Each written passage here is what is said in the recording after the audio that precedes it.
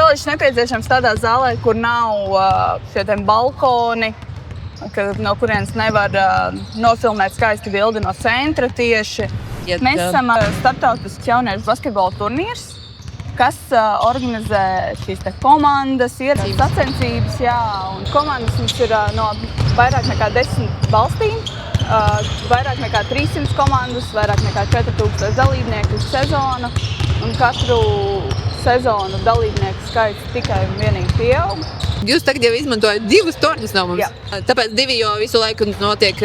Lai var izmantot vairākās vietās vienlaicīgi vai attiecīgi uzturēt vienas ārpus Rīgas un vienas Rīgā pēc nepieciešamības. Jā, līdz šim tie tika īrēti. Finansiāli tika izlemts, kad izdevīgāk ir iegādāties un uzturēt savus, nekā katru nedēļu tos īrēt.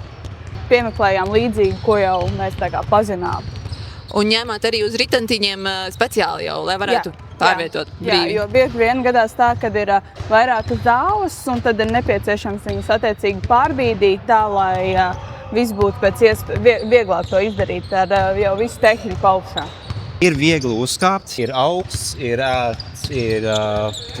plata vieta, kur arī visu salikt. Tas ir patīkami. Ir arī vienkārši bija uzbūvēts, neaizņem baigi daudz laiku.